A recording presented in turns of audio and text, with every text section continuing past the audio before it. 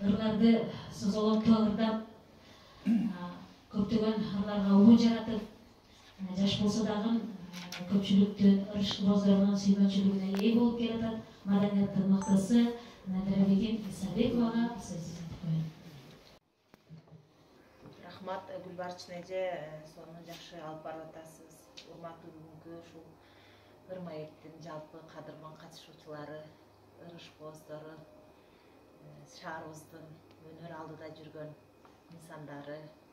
Оң жагымда ушул Ырыспай ырдын пири деп ушул кишинин фондунун жетекчиси болуп, шаарда координатор болуп уюштуруп жаткан Жолдош агайга дагы терең ыраазычылык билдирип коелу.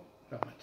Анткени ушул ызгаардуу кышка карабай, бүгүнкү баягы мүчүлүштүк турмуштук шартка карабай, эшикте болуп жаткан коронавируска карабай, тегеретип бизди жыйнап алып, ушул кыргыз элини кыргыз эли кылган, кыргыз элинин музыкасын жаңырткан, чыныгы эң кыргыздын патриот, чыгармачыл инсаны Ырыспай атабызды эскерип отурганы бул албетте кубанычтуу. Эми эмне дейм, мага чейин ушул акын эжелерибиз, ырчы агаларыбыз жакшы ушул атабыз тууралуу, биздин атабыз болуп калды бул киши. Анткени мен ушул төрөлгөн, мен өсүп жаткан убакта мен апам, атамдар ушул кишинин ырын ырдап жүргөн. Ошол кишилер чоңоюп, ошол кишилер жашады ушул ыр мененчи. Аны уккан бизге дагы көптөгөн чыгармалары сиңип калды десем болот. Анан ушул кишинин чыгармалары мындан аркы улануусу үчүн ушундай жаштар, сиздердей апалар, аталар ырдап, ырды ар дайым жеткизүү бул биздин милдетибиз, чындап эле алганда маданият кызматкерлеринин. Бирок өзү ийине жеткизе, ырдап аткарып жеткирген экен бул кишичи. Ошондуктан алып таланттардын катарында, сап башында келген бир чыгармачыл атабыз. Эми көп сүйлөбөйүн. Мен бул кишинин чыгармаларын укканда кадимки музыканы угуп чарчабаймын. Кээ бир ырларын аткарганда элди эле кайра уккусу келген чыгармалар.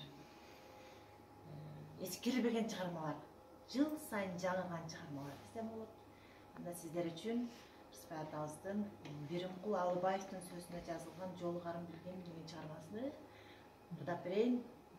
Алтынбек агам коштоп айтып койсун.